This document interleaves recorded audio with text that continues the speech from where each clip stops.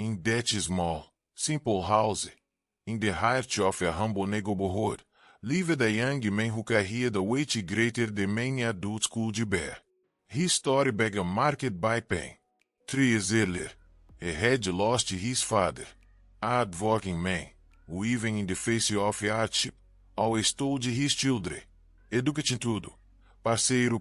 Children, education and sports can open doors that money cannot.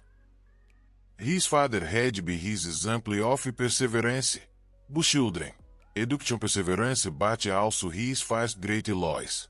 2 years later, as if life had not already taken enough, came another blow. His brother, his inseparable partner on end of the basketball court, was gone too. An unexpected accident took him away. And it was on that day, the darkest day of his life, that the young man decided he could not give up.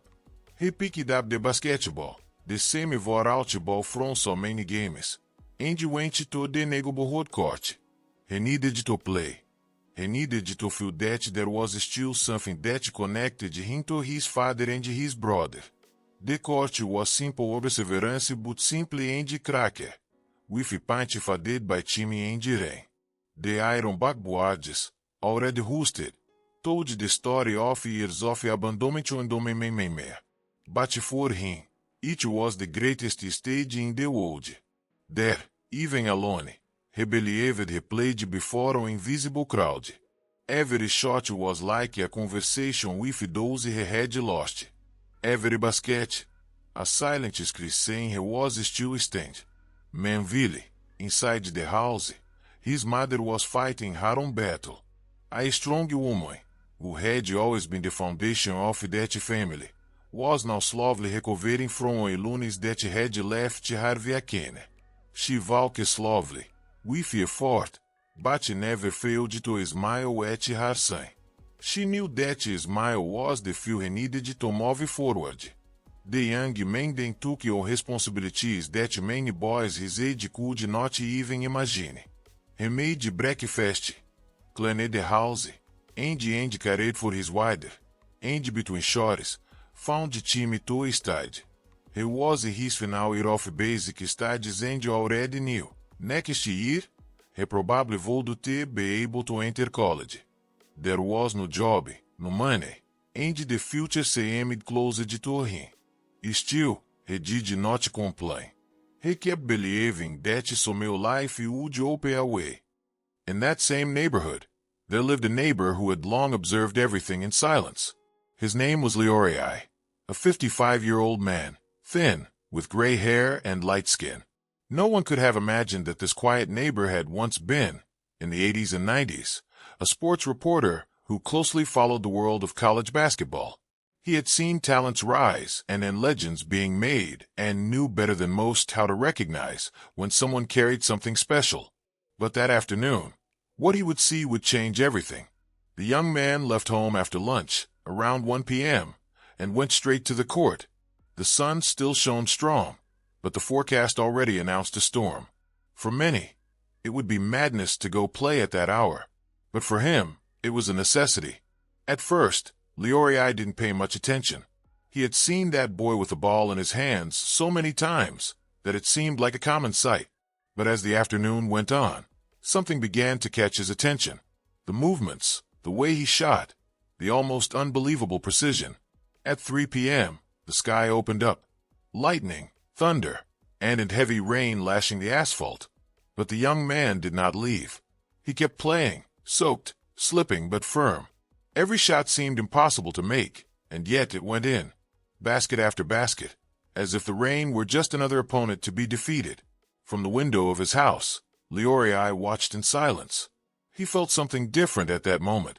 It was as if time had turned back, as if he were once again in the college years, watching a championship final. His heart beat faster. That boy didn't just have talent. He had something that great players possess, courage. The boldness to take risks even when conditions are against you. The ability to turn pain into strength. The flame that does not go out even under storms. While watching, Leroy remembered an old promise. His friend Johnson, a college basketball coach, always told him, If one day you find a boy with true talent, let me know. I want to meet him." And there, under the storm, he knew. He had found him. He grabbed his phone, opened the camera, and began filming. The video showed a young man drenched, alone, but unbeatable. With every long-distance shot, his surprise grew. There was no crowd, no coach, and no teammates. Just him, the ball, and the rain. But it seemed enough to turn that simple court into a great stage. Leorii, sitting by the window, almost forgot that outside thunder and lightning echoed. He was hypnotized. Time passed. The sky grew darker, but the young man did not give up. When he finally stopped, it was nearly 7 p.m. soaked, exhausted, but still with that smile that seemed to say, "I won once again." He tucked the ball under his arm and walked back home. Leorii turned off the camera, his heart racing. What he had just witnessed could not be kept secret. He sat in the kitchen, made a strong coffee, and watched the video over and over. Each play seemed to confirm there was something unique there. Without thinking twice, he picked up the phone and called Johnson. "Good evening, my friend," he said, trying to disguise his excitement. "Good evening, Leorii." "What's going on?" answered the coach. "I've got a prospect for you. I just filmed the boy you always said you were waiting for. I'm sending the video now." Silence on the other end. Only a few seconds later, Johnson's firm voice. "I've seen the video. Tomorrow morning I'll be at your door. I want to meet this boy. Wait for me." Leorii hung up the phone with trembling hands. He knew that the young man's life Wazeb he next morning was born gray. The ground was still wet from the storm the night before. Small puddles reflected the first rays of sunlight, and the neighborhood seemed silent, as if still recovering from the downpour. At Leorii's house, coffee was already ready very early. He had hardly slept. He spent the whole night rewatching the video of Brian, convinced that he was witnessing something that did not come around often. Every basket, every step of the boy, was like a sign that this was the right moment to act. At exactly 7 o'clock, a car horn sounded in front of his house. Leorii looked out the window and saw a black car parked. As he went down, he found his old friend Johnson, the coach, stepping out with firm steps. Johnson was 57 years old, tall, lean, darab-lean, and skinned, with neatly trimmed black hair. He wore sports clothes, comfortable pants, a light shirt, and blue sneakers. Under his arm, he carried his inseparable clipboard, a companion of many years on the court. His eyes carried experience, bullion, and experience, but also curiosity. "Good morning, Leorii," he said with a firm handshake. "I could hardly sleep. That video you sent me, we experience, but we need to meet this boy now." Leorii smiled, still with the excitement of the previous night. "I knew you'd say that. Come on. He lives just a few blocks away." And so the two walked through the narrow streets of the neighborhood. It didn't take long before they reached the small house where Brian lived with his mother, Mary Kay. The facade was simple, with paint worn by time, but it carried the air of home, of struggle, of resistance. Leorii knocked on the door, and soon it opened. Brian appeared, tall, broad-shouldered, his dark skin shining in the morning light. The smile on his face seemed to light up the space, despite the hardships. "Good morning, Mr. Leorii," he said politely. "Please come in." That was when Brian noticed the presence of Johnson. The young man's eyes lit up, as if recognizing the posture of someone who belonged on the court. "This is my friend Johnson," explained Leorii. "He's a college coach. He came to meet you." Surprised, Brian's smile widened. "Welcome. Please come in. I was just making coffee." The living room was small, with few pieces of furniture, but everything wasely kept. Soon they moved to the kitchen, where Mary Kay was already seated at the table. She was a woman of 50, tall, with dark straight hair. Everything was hair and brown eyes that still carried firmness even through her illness. She wore a light blue dress, sigh hair and dress and pointed shoes, and around her neck a dress and neck-washing gold necklace that seemed to hold memories. When she saw the visitors, Mary Kay smiled tenderly. "Welcome, gentlemen," she said softly. "Please sit down." Brian placed the coffee pot on the table, along with some crackers and 2 loaves of bread. The simple breakfast reflected the family's reality. Johnson pulled out a chair, sat down, and watched attentively. There was something in that home that moved him. It wasn't just about basketball. It was about struggle, about survival. Leori began the conversation. "Brian, yesterday I saw you play. And not just me," he said, glancing at Johnson. "I showed my friend here what you did on the court, and he wanted to meet you in person." Brian paused for a moment. His eyes shifted from the floor to his visitors. I was just playing. I always go there when I need to think." Merkay, emotional, discreetly wiped away a tear that insisted on falling. "My son has always loved basketball," she said, looking at Johnson. "Since he was little, he and his father would spend hours on that court, and then his brother, but now only he remains." Her voice faltered, but she went on. "I've always prayed that God would give Brian an opportunity, that someone would truly see him."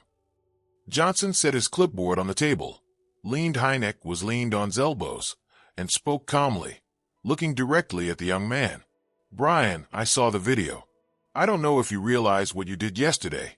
It wasn't just talent. It was discipline, courage, leaned on courage and diligence. Those can't be taught. They're born inside a person." The boy, surprised, stayed silent. His shy smile tried to hide the emotion swelling within him. "I've been coaching at the university for many years," Johnson continued, "and I can tell you with certainty, you have what it takes. If you want, I can offer you a scholarship.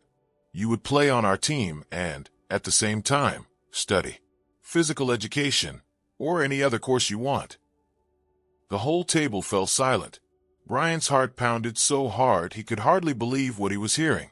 Merkay covered her mouth, unable to hold back tears. "What do you say, kid?" asked Johnson. Brian took a deep breath. He looked at his mother, who gazed at him with pride and hope, then at Leori, who smiled with the satisfaction of someone who knew he was witnessing history. "I accept," he finally said, his voice firm. "I'll honor this chance with all my strength." Johnson nodded, a spark in his eyes. "That's what I wanted to hear. Brian, get ready. Your life is about to change." In that small kitchen, around a modest breakfast table, a new story was born. A dream was beginning to become reality. The following days passed quickly. Brian could hardly believe what had happened. Until recently, he thought his future would be just studying as far as he could, caring for his mother, and maybe finding some work in the neighborhood. Now suddenly, he had in his hands the chance to study at a great university and play in the most competitive college basketball league. On the morning of his trip, Merkay woke up early despite her fragile health. She put on her light blue dress and courage, and her simple earrings, and insisted on walking her son to the door. "Brian, my son," she said, her voice breaking, "your father and your brother would be so proud of you. Go and show the world who you are." He hugged her tightly, feeling the weight of responsibility but earrings, and also the strength of the love that sustained him. He promised to give his very best. At the gate, Leori and Johnson were waiting for him. The car was ready. As he got in, Brian looked back and saw his mother waving. In that moment, he decided he would not waste that chance. The university was a new world for him. Huge buildings, hallways full of students, and modern gyms with cutting-edge technology. Everything was different from the cracked court of his neighborhood. When he entered the gym for the first time, he was amazed. Massive bleachers, a gleaming court, new balls, and coaches and assistants everywhere. He took a deep breath. This was where his life would truly begin. At his first practice, all eyes were on him. The other players, used to structuring all their lives, measured him from head to toe. Some laughed quietly, doubting that this skinny boy from a humble background had a place on the team. But Johnson knew what he had seen in the video. He put Brian to the test. "Let's see what you've got, kid. Show your game." Brian picked up the ball, felt its weight in his hands, and remembered the wet court, the falling rain, and his father and brother playing with him. That memory gave him strength. And then he began. Long-distance shots fell one after another. His speed on the dribble surprised him. The way he moved seemed different, almost too natural. The gym, which moments before had murmured with laughter, was now silent. Each basket drew stunned expressions. It was as if no one could believe what they were seeing. But not everything was easy. His physical resistance still needed work. Brian tired quickly. In contact plays, he struggled to hold his ground. His body felt the difference of training at such a high level. Johnson, watchful, observed. He called him aside after practice. "You've got talent to spare, Brian, but talent alone doesn't win games. Here, you're going to sweat like never before. You're going to run until you can't anymore. You'll fall and get back up. And you'll learn to be not just a player, but a warrior. Are you ready for that?" Brian, sweaty and breathless, lifted his head and answered firmly, "I'm ready, Coach. You can count on me to change." The weeks turned into months, and Brian dedicated himself as never before. His mornings were filled with classes, afternoons with training, and nights with study. There was no time for distractions. While many of his teammates partied on weekends, he chose to stay in his dorm, reviewing plays, watching old games, and calling his mother to hear her voice. Mary Kay, though still fighting her illness, regained strength with every call. Hearing her son talk about his progress, his joy, and his dreams was like medicine for her. She encouraged him every day. "Don't give up, Brian. You were born for this."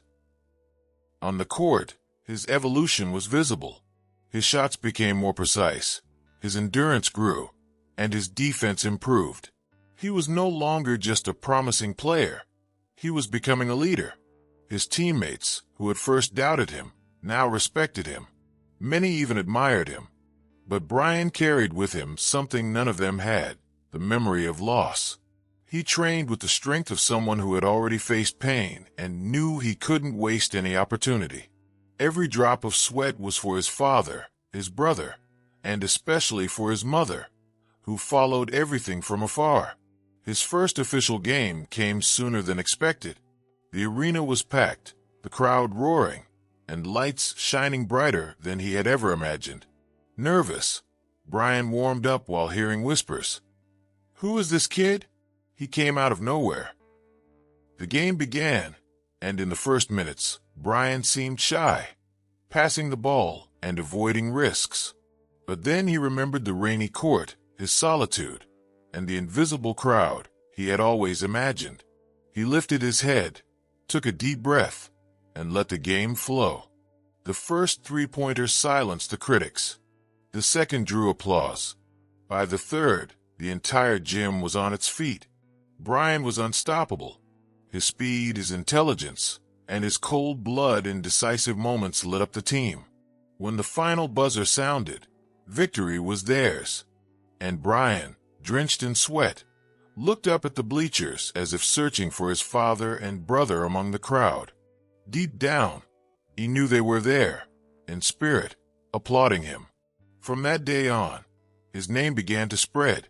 Newspapers, websites, and could fade. But character and work would always remain. Commentators started talking about the boy from the humble neighborhood who was revolutionizing college basketball. But Brian kept his humility. He knew fame. Months later, he had become one of the biggest revelations of the championship. Invitations to interviews, sponsorship proposals, and even scouts from professional teams began appearing. But Brian never let it go to his head. He continued to train hard, to study, and to call his mother every night. Each call ended with the same words. "I love you, son. Don't forget who you are." And he never forgot. One afternoon, while leaving practice, Johnson called him to his office. On the table was an envelope. "Brian, I need to tell you something important," the coach said seriously. "This came today. It's an invitation for you to participate in the draft. Professional teams want to see you up close." The young man froze. His heart pounded. The draft was a dream that seemed far away, almost unreachable. And now it was real. With trembling hands, he opened the envelope and read the letter. He couldn't hold back the tears. He remembered the cracked court, the rain, his father's words, his brother's laugh, and his mother's tears of hope. Everything he had lived had brought him here. "Coach," he said, his voice breaking, "I'll make you proud. I promise." Johnson smiled, emotional. You already have, Brian. You already have. The day of the draft arrived. The arena was packed, with cameras everywhere and lights flashing. Brian sat among the young prospects, wearing a simple but elegant suit. He wasn't the most famous, nor the one with the highest projections. But in his heart, he carried something bigger, his story. When his name was called, he stood up, walked to the stage, and received the cap of his new team. At that moment, the world applauded. But Brian, emotional, looked straight at the cameras and whispered, "This is for you, Dad. For you, my brother. And for you, Mom." On the other side of the screen, in the small house in the neighborhood, Merke cried uncontrollably, her hand over her heart. Her son had made it, and thus, the story of Brian became more than a story about basketball. It was the story of resilience, of love, of overcoming. A boy who had everything to give up, but chose to fight. And by fighting, he not only changed his destiny, but also inspired everyone who heard his story. Because in the end, the message was clear. No storm is strong enough to extinguish the flame of someone who was born to shine.